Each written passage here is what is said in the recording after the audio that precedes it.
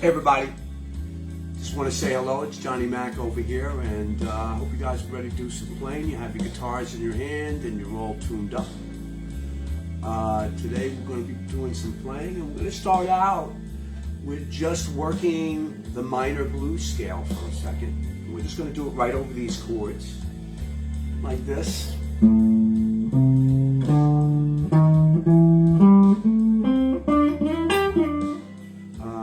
Why don't we just take it like an exercise a little bit? So, when we talk about pentatonic scale, we're talking about a 5-note scale. And the 5 notes are these. Next part of it, and then the part of the next thing.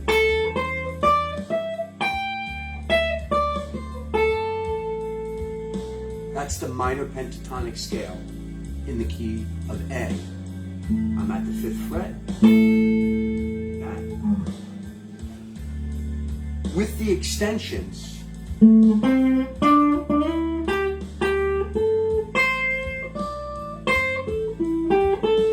right like that.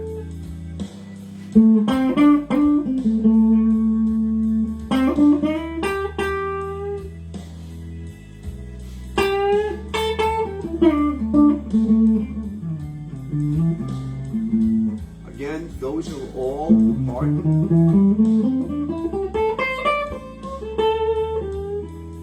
Okay? So with the extension, we can start to think about doing some sliding. So with my 3rd finger out on the 8th fret, you guys can join me right now, especially if you can hear the background track, but even not, check it out.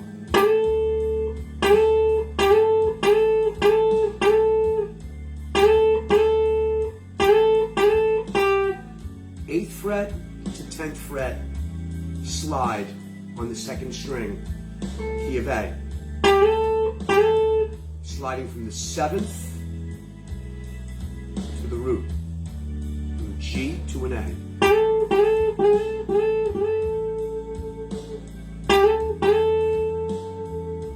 I'm always putting a little something on the note, developing my vibrato.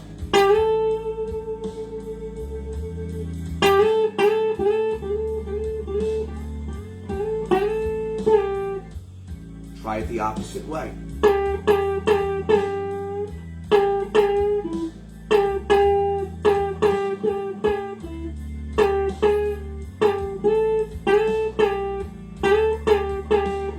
And another one.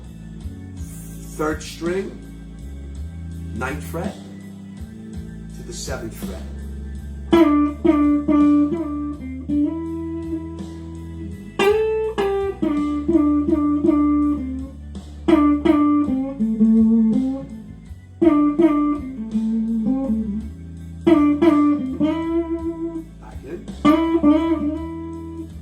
I'm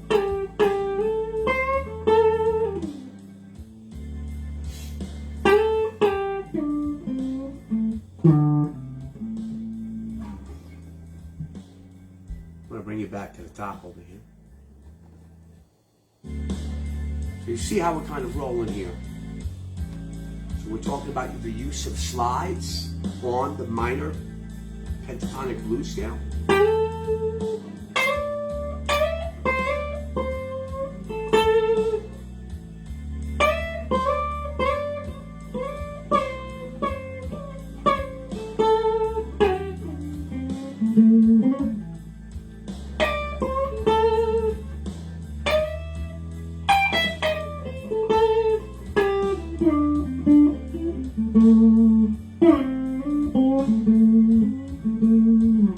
So again, it doesn't have to be a 2 fret. You could do.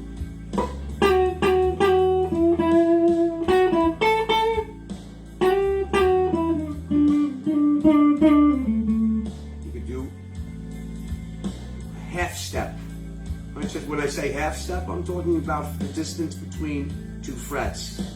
If I say whole step, I'm talking about the distance between 2 frets. This is a whole step. That's a half step.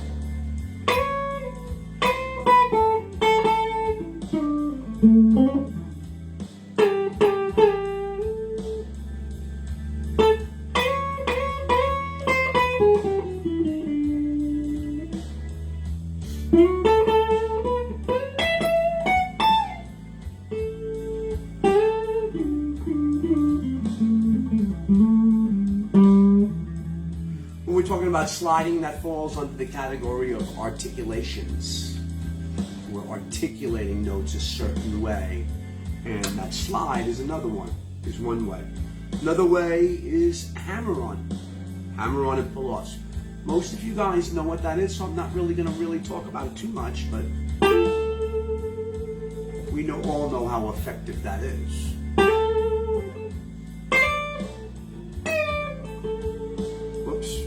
Added a bend in there.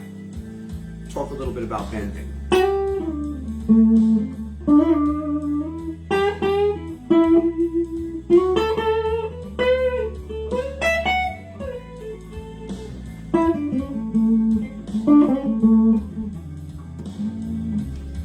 So bending, we're talking about bending. I usually support the bends and do a push. You don't have to do it that way. Some people pull down on it. I usually pull down with my first finger and push up with my second and third fingers. Usually when I'm bending strings, 2 fingers are together. I'm using that second finger to support the string. And I'm letting the string gently push my fingers back and forth like this. You can see it right here. Bam. So, I try to get a nice wide bend at first. I don't really time it. You don't have to time it. You can just kind of... I'm bending 3rd string, 5th, 7th fret, and I'm bending up to the note E. And I could swear to you, you could probably get 6 or 7 different notes in between these 3 frets. So it's 3 notes, but we could probably turn it into 7 just by and just check it out.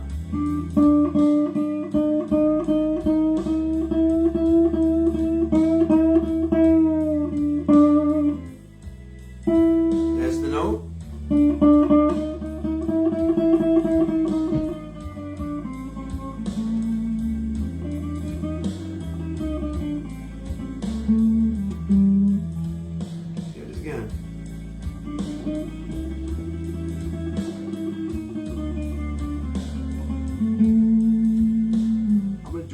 Right over here.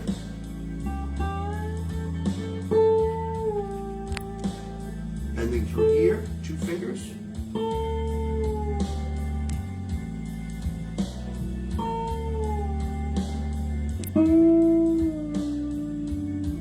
And now I'm going to do a bend. I'm going to pull my first finger down, 3rd string, 5th fret. I'll get you right there.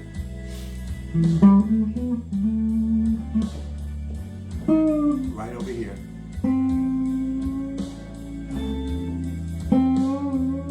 Pulling it down. Right there too.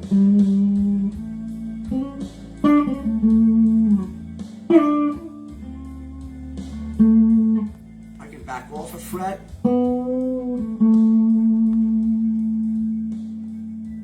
See where I'm kind of going with this.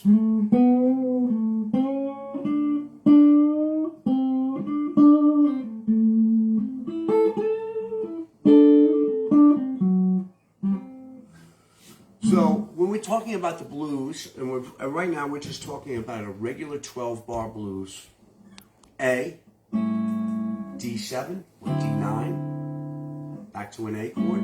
Now when I play the A chord like this, I'm using my thumb, index finger, middle finger to play the 3rd of the chord. Index player's playing the 7th. I do a bar and I'm catching the 5th, the E on the 2nd string. And generally speaking, when I'm playing chords, the bigger the band is, the less I tend to play on my instrument.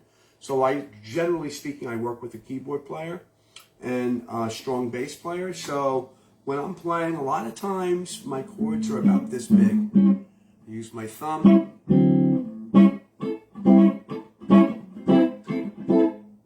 Also, a good thing to know, and this is for beginning to intermediate players, is that these two fingers, or these two notes, I should say, the G and the C sharp right over here,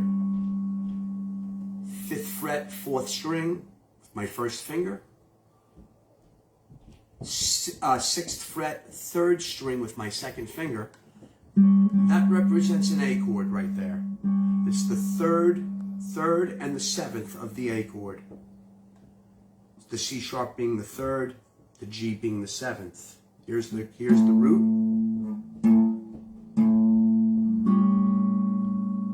Now, the thing is, if I move up to a D chord, these two fingers just have to move down a half a step. Here's my D.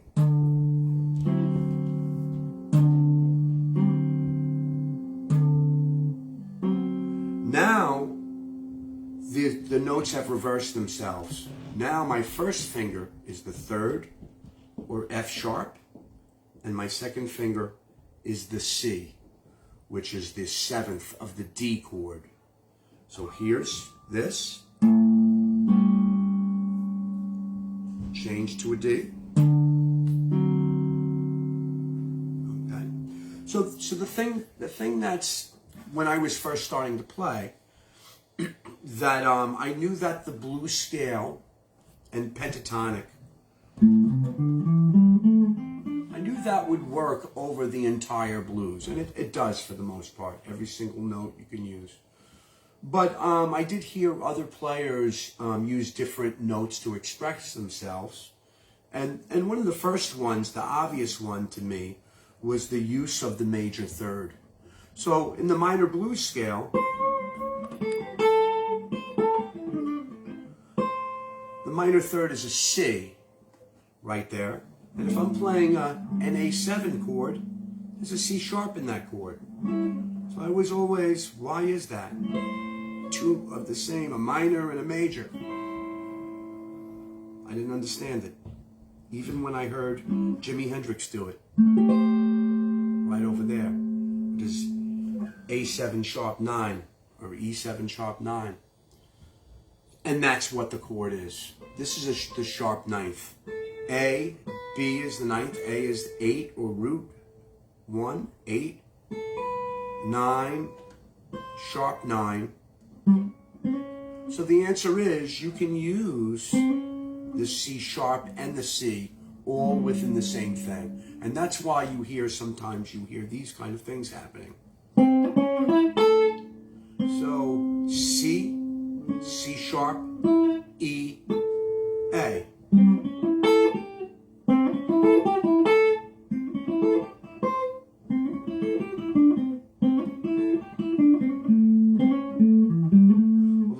effective. The one place you do not want to use that C, sharp, is when you go to the D7 chord. That chord will not take that C sharp, and if you play it, it can send the wrong message. Because the chords inform your solo. And in this case, the chord is telling us, the music is telling us, we need to play a C here. Now we could play C, we could play B.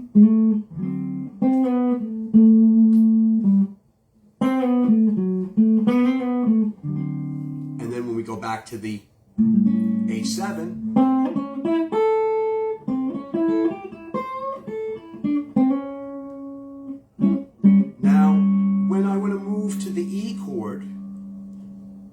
slide these two fingers up, and that gives me the main notes in the E7 chord. In this case, a G sharp and a D. 3rd, 7th. I can slide back down. It's my D chord. And then I'm back to my A chord, and I'm going to land it and hammer my middle finger on to catch that. There it is, bam. So we got that, and that's not in the minor pentatonic scale. Then the other notes that I hear a lot of people doing, and I'm going to say B.B. King is a great example of this, is I hear the people playing, here's E to F sharp.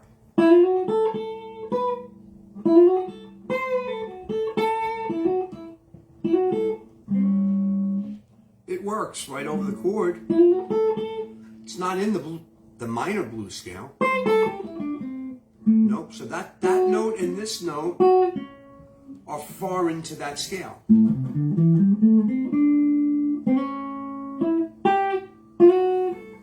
But we hear artists using those notes all the time.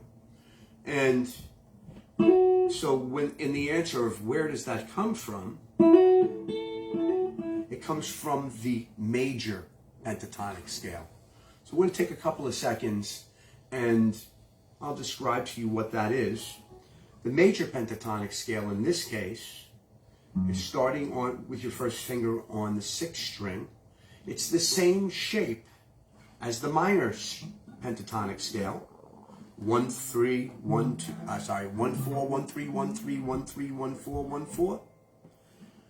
But starting on the 2nd fret, right over here.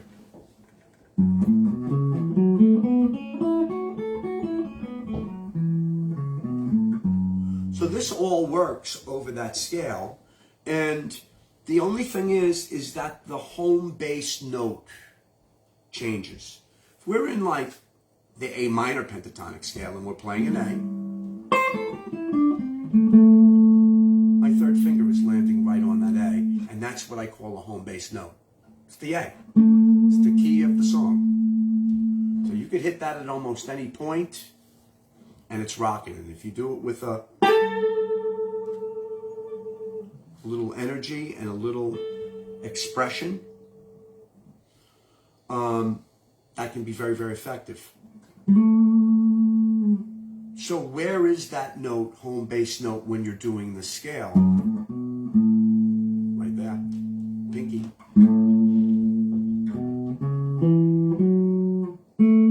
First finger.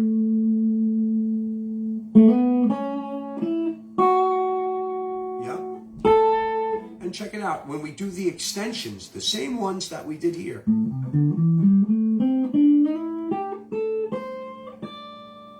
We do that here.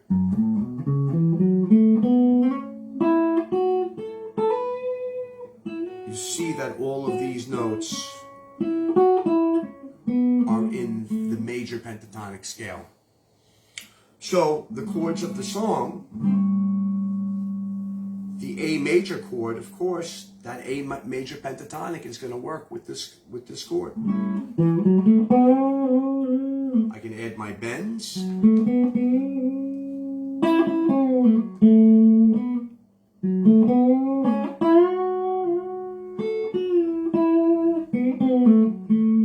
So, slides. So now what I'm going to do is I'm going to run this back, the background track. We're going to hit it, but this time I'm going to stay centrally located in the major pentatonic scale. And let's see what happens. Here it is. Let's see what goes on here.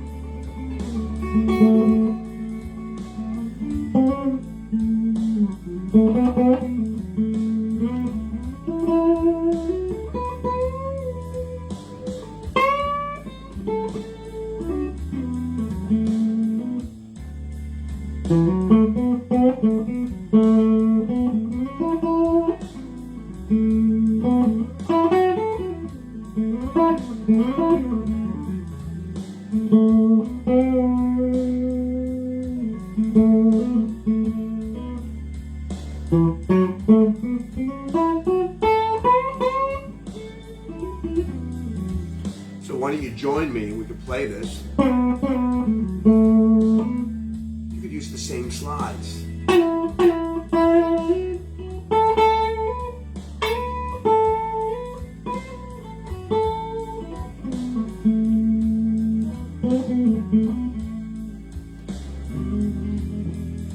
Okay, so one thing is when you go and play with this, you want to make sure that when you get to that D chord, you don't extend that bend too high. You only want to go to the C natural, so it'll be a half a step bend there. So here it is. Here's the C, the D chord. I'm only going up to the C. And when I go to the A chord, now I'm bending the whole step bend. So half step, and then whole step.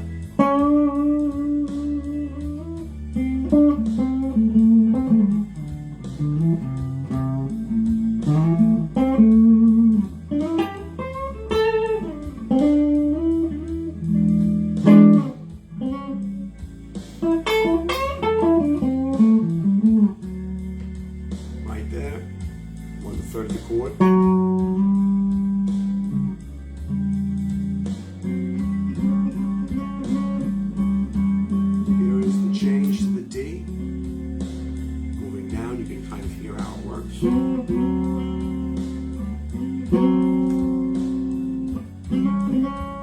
Back up to the C sharp and the G on the A chord,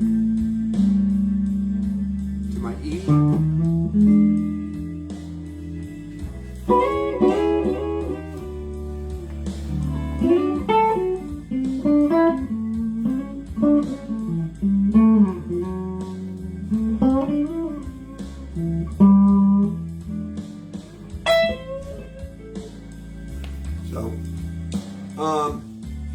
I'm going to just keep staying in this thing. I could probably play up here a little bit, but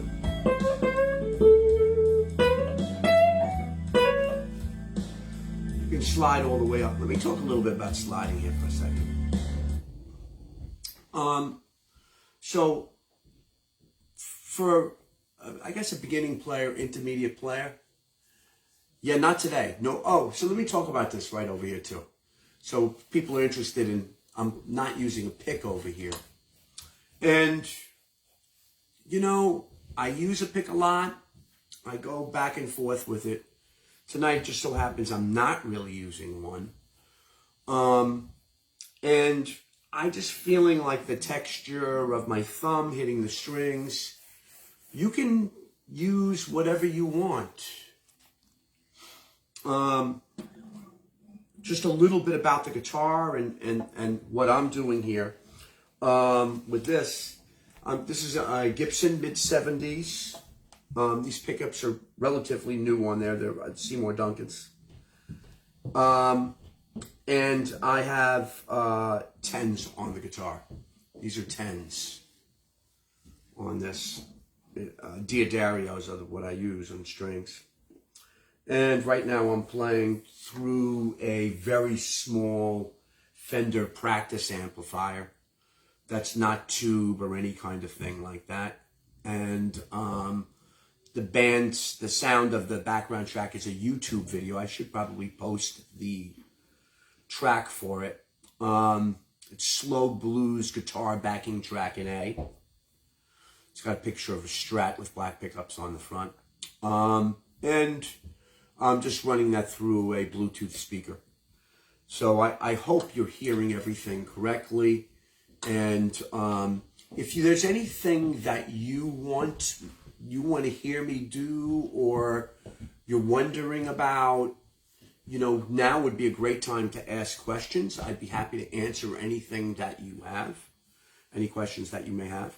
And otherwise, I'm just going to let this thing roll again. I'm going to still continue to play with that major minor pentatonic sound. And the truth is that a lot of players, they vary it in different ways. Some players are more heavier handed on the minor sound. Some players are more heavy on the, on the major sounds. I think when I think of a major pentatonic, I'm thinking of stuff like things from the Allman Brothers and things in the nature of like a Jessica kind of thing. Grateful Dead in the major modes. Outside of that, the minor pentatonic is more Chicago blues oriented. I'm gonna say the earlier blues guys mostly played out of the minor pentatonic scale, but they all used notes that were in the major too. I mean, every single one of them. So I'm just throwing that out there at you guys. But anyway, let's keep the music on, and let's keep playing a little bit. And as you ask me some questions, I'll do my best to answer them. And if I need to stop, we can roll from there. Okay. So the question is, or maybe do I have some Hendrix influences? And the answer is big Hendrix influence for me. I probably would not be standing here playing guitar today, or sitting here playing guitar today, if it wasn't for Jimi Hendrix. I was in 6th grade, and I had been listening to Bachman Turner Overdrive. I was young, and I went into my brother's bedroom, who was about 5 years older than me. This is about around 1971, 1972. And I went in and put my headphones on, and put his headphones on, and hit the play button on his thing, and it was Jimi Hendrix playing Peace in Mississippi off the Crash Landing album, and I was forever changed as a human being. And of course, then I was only playing guitar for a few years, and I had no idea what that sound was. It blew my mind completely. I had never heard anything quite like that, and I was a different person. And for probably 3 or 4 years, I think the only thing I listened to was Jimi Hendrix. Until one day, I think I was in maybe, I'm going to say 9th or 10th grade, my brother pulled me aside and he said, "Dude, man, you have to start listening to some more music besides Jimi Hendrix." The thing is though, you know, I definitely read the liner notes from off the Hendrix albums, and so through those liner notes is how I discovered people like Muddy Waters, Albert King, B.B. King. Those were all people that were mentioned when they talked about Jimi Hendrix. So that was never enough. That was never, you know, enough. You know, I see that, and then when I saw the name, I would be, let me get a record by that, you know. And that's kind of how I roll with that. So back to, and if you have any more questions, I'll be happy to answer. Back to soloing.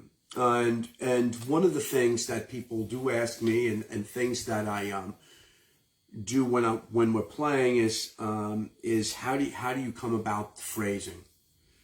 And I would say if you're starting out, or even if you're, listen, it doesn't hurt even for me or anyone, strong players, to go back and listen to vocalists. Vocalist is where it all starts with the voice. And everything that we're doing on our instrument is, in the scheme of things, trying to emulate a singing kind of quality and a singing voice. So your phrasing is going to come from those vocals. So if you listen to most blues vocalists, you'll hear that it's about, just about any song is a 3-phrase kind of endeavor.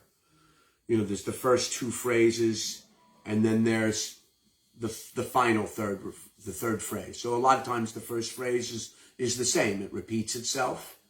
And then the final phrase, the third phrase, is where it changes. And that's usually where the tension really begins to build.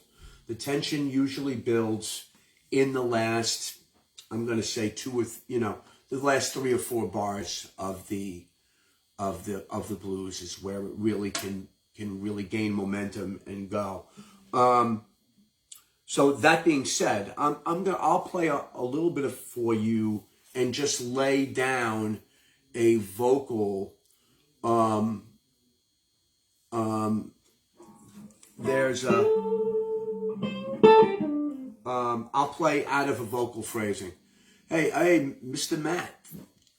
Matt Levine out there, I give you a shout out, brother. Thanks for stopping in, man. And you're right, there is no stopping learning. Learning is something we all do for the rest of our whole lives. I call myself, in 3 words, if I describe myself, it's a lifelong learner. It's what I do, and I'm open to all different kinds of music, not just the blues, but the blues is probably the heart of what I do, and it's at the heart of everything I do. Even if the song is not a blues, generally speaking, I'm feeling it that way. I'm feeling it like it's a blues, and I'm trying to use those notes to my advantage when we're playing that kind of music. So I'm gonna hit this thing, and I'll play a little bit, and we'll talk about phrasing a little bit. Okay. Here we go.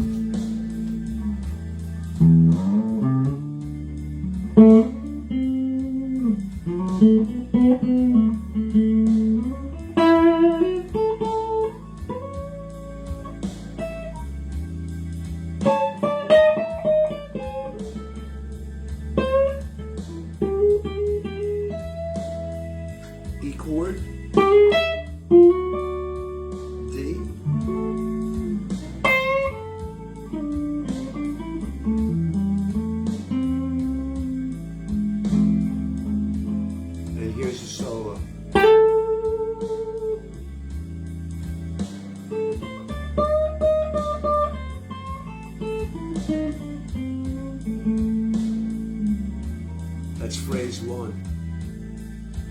It's okay to leave the space.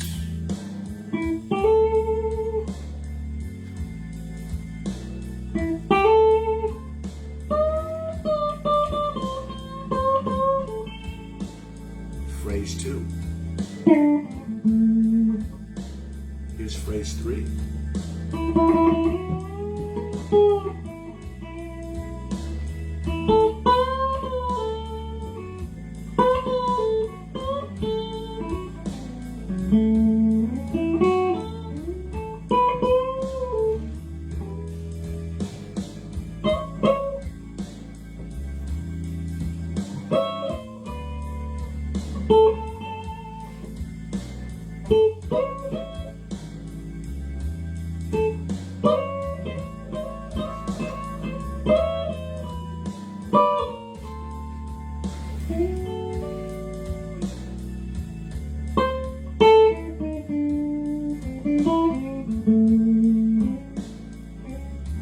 Coming up to phrase 3.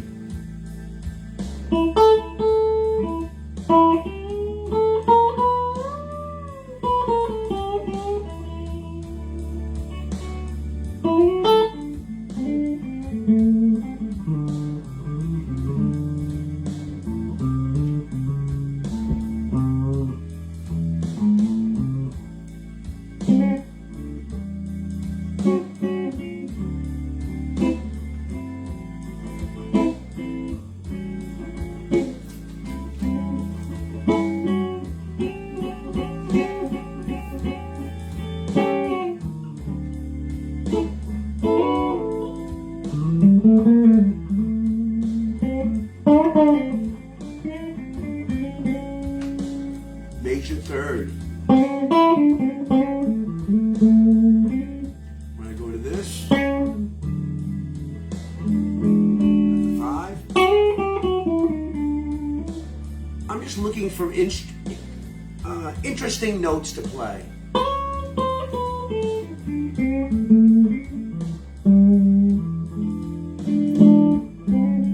Definitely the 3rd, I'm shooting for that. There's the 3rd of the D chord. Here's the 3rd again of the D chord.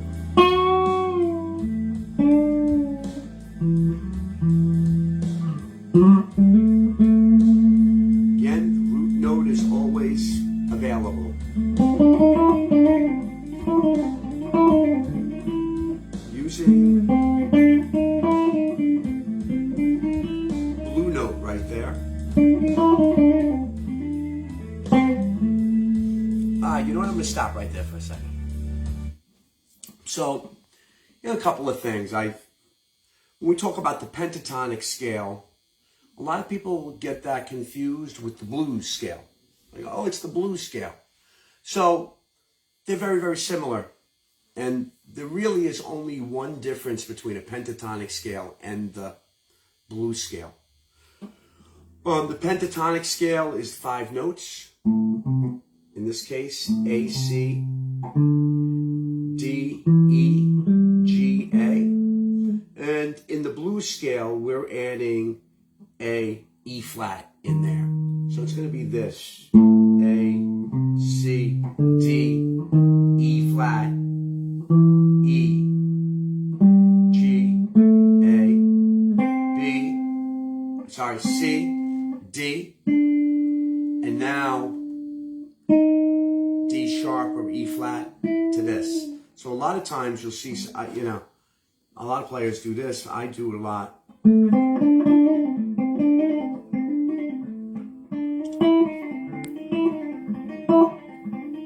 I like to get that so that I can, go through those notes pretty quickly. So if I'm hammering on, I'm using my thumb now. Normally, I could pick through that too.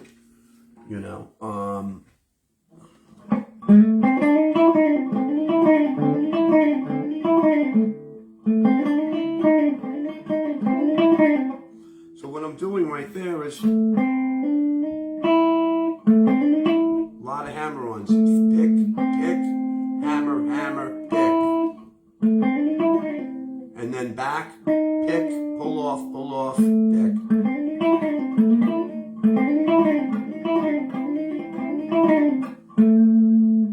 You know, you could fire that off. That's like, just like rapid fire notes kind of thing.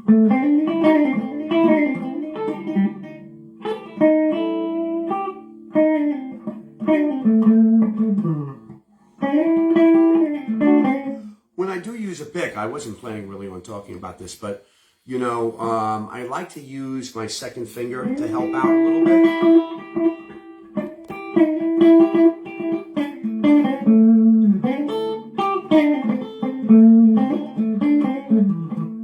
That's one of the reasons also that I like to use my fingers too. It's just so much easier.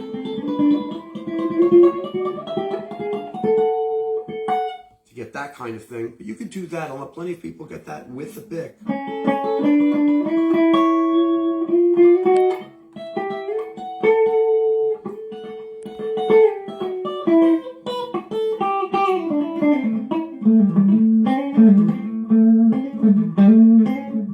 Like that. In there. But anyway, just throwing that out there. That's like a nice little... With the pick, you can hear the difference of the attack on the you know, of the instrument. So I mean, it really has a tremendous amount more bite. So depending upon the situation and what the band is doing, you know, when I need to cut through, I find that I'm using the pick a little bit more. And when the band gets softer and we're playing, a lot of times when we're playing like swing tunes or whatever, I'm using my thumb most of the time. But even some of the James Brown stuff, I use this. I'm using my fingers, nails on the way down, my thumb on the way up.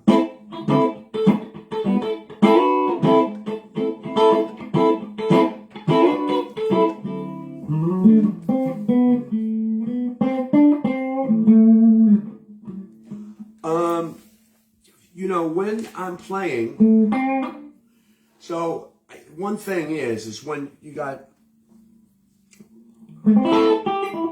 so with a chord, like let's say this, right over here, I'm going to kind of, I'm pulling my pick through the strings. Sometimes when I want to get like a thin sound, or sometimes I use my finger like this. I don't know if you can see that. Like that. Then I can begin to get harmonics.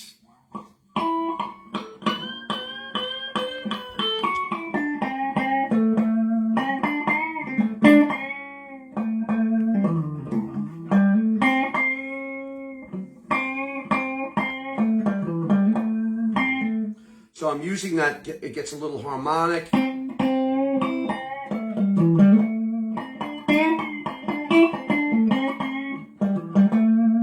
It's all part of like controlling the string and the vibration of the string. It's, you know, maybe some of you have seen like a professional pool player. They're able to control the cue ball and make it do anything they want. Like it's hitting that ball and then it spins off and it goes exactly where they want it to go on the table. It's all pre-planned. And in a lot of ways, the way that you play the strings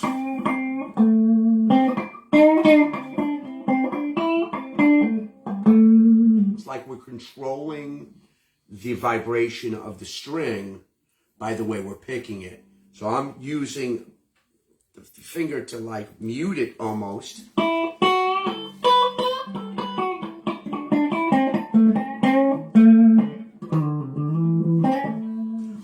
So for a long time, I never used picks. I was trying to get that Wes Montgomery, you know, the touch of the skin on the string kind of sound. And when I went back, like I think all through my 20s, I pretty much played with my thumb. And in my late 30s, maybe even later, I started to use a pick more often. And gradually, you know, I started out with big picks that were, you know, maybe like a little bit heavier than medium. And as I started using pick and refining my picking more, I went to smaller picks. These are Dunlop Jazz 3s. This is 1.5 millimeter. I use the ones that I normally use are a 2 millimeter pick, but I've used up to 3s. I was using big stubbies for a while, and then I opted for these ones. I opted for the Dunlops with the it's a little rough on one side, so I was using that for a while. When I play on my other guitar, the strings I use on that one are 9s. So usually on the Gibsons I use 10s or 11s. These might be 11s. I think maybe they are, but you know what? Let me tell you something. Every guitar player that's out there, you know, I'm a guy that listens to many different styles of music. So, you know, in my younger days, I was listening to all the blues stuff because that's where I was coming from, the Hendrix, and that was the most accessible to me. Although I will tell you that I did, my mother, if she's watching me right now, she bought me a Smithsonian Jazz record. It was a 6-album set, and it went from Robert Johnson all the way up to John Coltrane. And at an early age, I knew what John Coltrane sounded like, because I could hear him on the radio and say, that's John Coltrane. Same thing with like Charlie Parker. I immediately knew who, you know, the masters were, and they were all on those records, you know. So from there, I was able to get involved with, you know, and dig people like Thelonious Monk and Charles Mingus, and then from there, I just kept going, you know, out at, you know, further and further out there. By the time I was in my early 20s, you know, I was listening to Pharoah Sanders and John Coltrane and in his wildest, you know, like Sunship kind of days. And then it's the whole history of guitar playing, right? Like, you know, Wes Montgomery, Twisted Blues with the big band. You know, that was a huge influence on me. I was like, wow. And, you know, coming from somewhere like you're playing the blues, and then all of a sudden you're listening to bebop and jazz changes, you know, that was a big jump for me back in the day. And I really had to study that kind of music to be able to play it, you know, and that all is part of the information.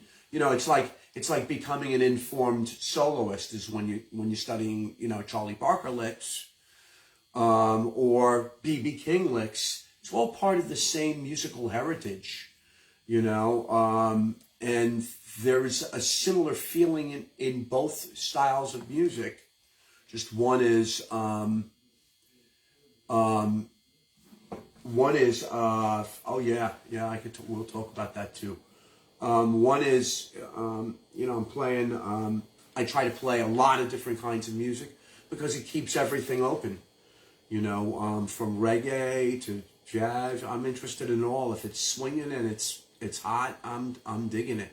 And all of that, I let all of that influence everything that I can play. What were those things again, with the questions here? So someone was asking, do I enjoy playing? Of course, you know, I'm out playing live, you know, 5 nights a week. You know, if I could, I'd be out there playing 5 nights a week. At certain points in the past several years before COVID, you know, I would work 6-7 days a week all the time. Love to play live, and I'll probably die on stage. I don't want to say it, but you know, I'm that kind of. I love to play. It doesn't have to be in front of people, or it doesn't have to be in front of a lot of people. Like that, it doesn't matter. The other one was Billy Bauer. Someone was asking, who's asking about Billy Bauer? Do you know? Billy Bauer is a guy who really opened up my playing in the, I'm going to say, late 80s and 90s was when I was studying with him out in on Willis Avenue over there. And Billy was a huge influence on my playing. He really helped me see the guitar, the whole instrument. And you know, he was pretty demanding, and but always fair and beautiful and always informative. And he had, you know, not only did he have the stories to tell, because stories are nice, but he backed it up with really good really good mechanical things, and also theoretical things that I had no idea of before I got to him. So he really did open me. I've had a lot of good teachers. I've had I've been very fortunate to have people that were, so coming up when I was, you know, in my teens, I started studying with saxophone players and bass players and other people who played different kinds of music. And I was fortunate enough that there were people around me that were willing to share that with me, you know, and very generously. And that's one of the reasons why I'm here today sharing it with you, is because I've had the people who've passed it to me and were very, very generous, and they gave me plenty of music to study and to follow. So I don't think I would have ever started, you know, even think about playing bebop unless I had someone really kind of explain it to me what exactly it was. Let's go back and do some playing, people. I know you don't want to hear me talk the whole time, but you're checking out what we're doing here. Again, we got this A minor blues scale. When you're moving from position to the outer position, like let's say from here, I'm going to use my second finger, slide in. Now my first finger is in place. 3, 1, 3.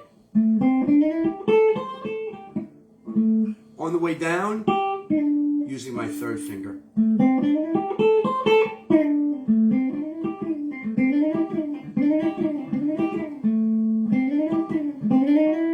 Kind of sliding in, hitting that note, pulling back.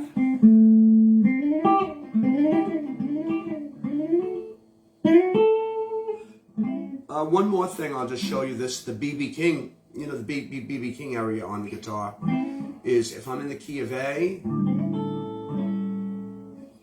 10th fret, 2nd string, 11th fret, 3rd string, this box.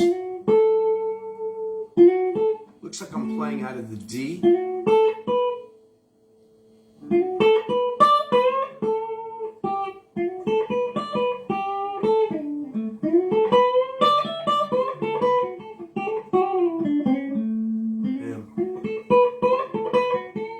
Throw some music on. We have a few minutes left, everybody. We're going to go, I'll put some tunes on here, and if you have any more questions, feel free to ask. And here we go. Let's see what we got here. Here's B.B. King.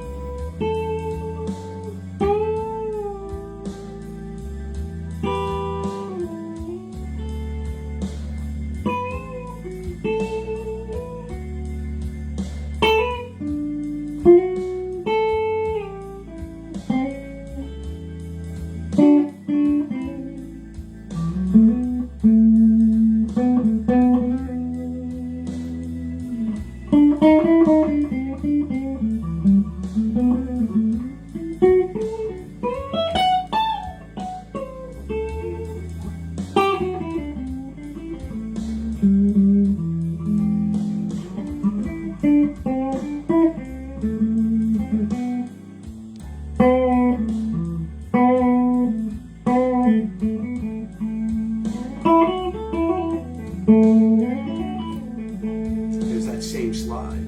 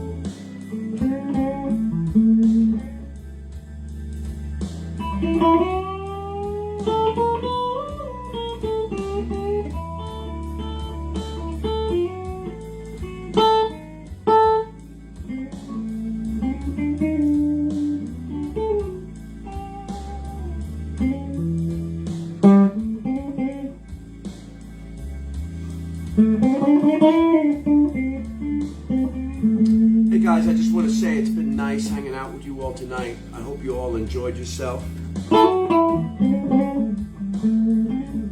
I certainly have. It's a pleasure doing this with the Long Island Blues Society. I'd like to thank Mr. Peter Hansen for walking me through this here tonight, helping me out. I'd also like to thank Miss Lynn Riley for working the camera over here. Helped me out. Greatly appreciate that. And we hope you have a very, very wonderful holiday season. Just so you know, you can catch the Johnny Mac Band next Friday night at Big Daddy's from 6 to 9. And that's in Massapequa Park. You can catch us at Finn Bars in Mount Sinai on Saturday the 11th. And we'll be going on at about 8 o'clock. And this Friday, tomorrow night, and I know that this is going to be posted forever, but this Friday night we're playing at Gunther's in Northport. So come down. Every Tuesday night we host an open mic. You're welcome to come down and play some blues with us at a place called Hoops and Shots in Islip. That's every Tuesday night, playing from 8 to about 11 o'clock. Come on down and hang out with us, and we'll see you. Thanks again to the Blues Society, and I hope everybody takes care and has a great holiday season out there. Cheers, everybody.